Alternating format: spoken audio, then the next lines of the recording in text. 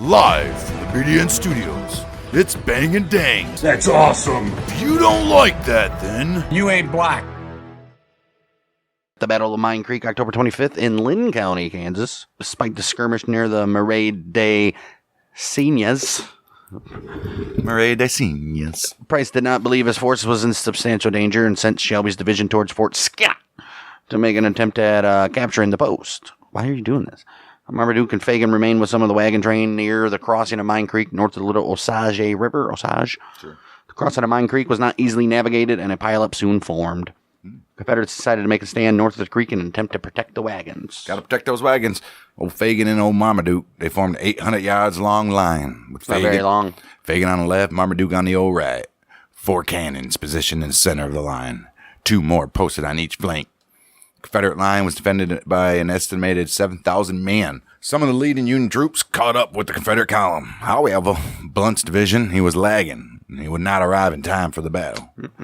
Phillips, Isn't this the same guy that put somebody on trial or whatever for not doing what he was supposed to do? could have been. Phillips's brigade reached the field first, and a long-range fight began.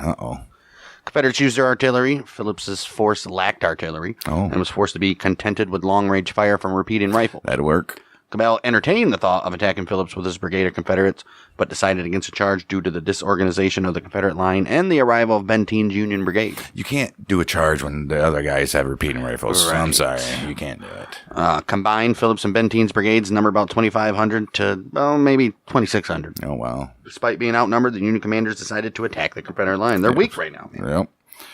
One of the driving factors behind the decision to attack was Benteen's belief that the old Rebs had made an error in emplacement of their artillery. Ooh, they're going to shoot right over them. Right.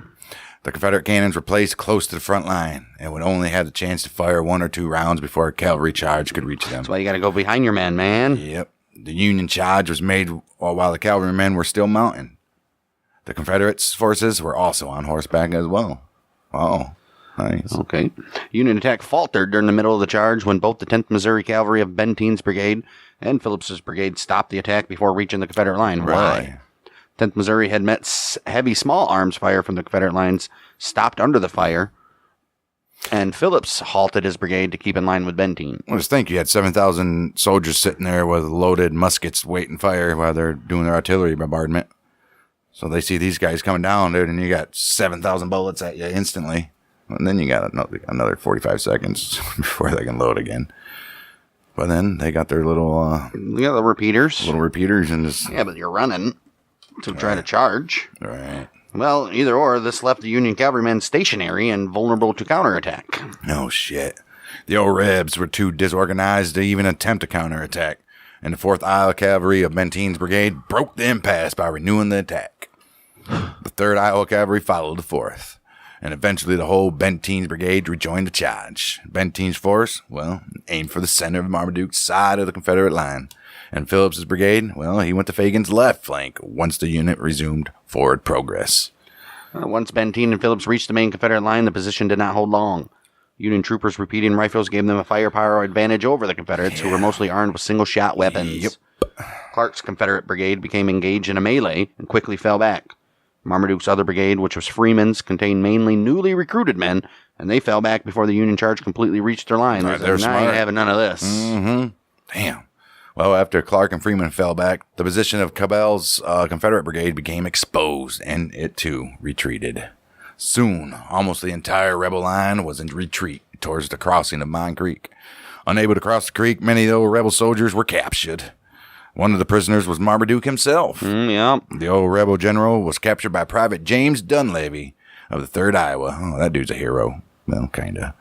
As a reward for capturing Marmaduke, Dunleavy was given military leave for the remainder of his time served. He said, "You go home now, boy. You done your service." That's fantastic, huh? Nowadays, it puts you in the front line again. Dunleavy later received the Medal of Honor for the gallantry in capturing General McDuke. Scrooge McDuke. Rebel Tales. Woo! Damn. Dunleavy later received the Medal of Honor for gallantry in capturing General Marmaduke. Cabell, he was also made a prisoner, and the Union troops captured either 8 or 10 cannons. So you got Cabell and Marmaduke gone. Phillips and Benteen's brigade crossed the ford and continued pursuing the Confederates. Confusion began to overtake the field, partially because many of the Confederates are wearing captured Union uniforms. Oh, that's nice. Fagan attempted to rally his forces into a line capable of halting the Union pursuit, but the attempt failed. Uh-oh. Pleasanton and Curtis then arrived on the field late in the fighting, and the battle ended when Pleasanton ordered Benteen and Phillips to stop. Yep. Just let them run. We got them. Go. Rebel casualties estimated 1,200. Union 100 to 110. I don't know. Should we consult Sinisi on this? Sinisi. That's ridiculous when Confederates had 7,000 guys and these guys had like 2,500. Right. That's sad. Repeaters. Those Well, repeaters those captured too. Right. Shelby, his division returned in time to provide a rear guard for the defeated Confederates. Price's surviving wagons would again be delayed late on the 25th, this time at the crossing of Marmaduke River. Yup. After a short fight at the Battle of Marmaduke River, old Price, he decided to destroy all the wagons that did not contain essential military supplies. So why are you bringing them anyways? So stupid. If you're going to do it in the first place, you just ruined everything. The site of the battle was listed on the National Register of Historic Places in 1973, that is. Nice. As the Battle of Mine Creek site. At the time of the listing, the site was considered to be in good condition, although the prairie has been converted in cultivated agricultural land, a pond has been constructed, and the number of trees on the site has increased. That's fine. Kansas Historical Society has also preserved the site as Mine Creek Battlefield State Historic Site. The site was officially founded in 1974. Fantastic. Marked trails are present at the site, allowing visitors to view the significant features of the battlefield. Okay. A visitor center has also been constructed. Look at that shit. As of 2019, the American Battlefield Trust and its partners have acquired and preserved 326 acres of that battlefield. November 15th, 2004, the History Channel released a documentary about the battle titled Mine Creek, the Lost Battle of the Civil War. No shit. Don't know how it's lost, but okay. All right, we found it. Very easy.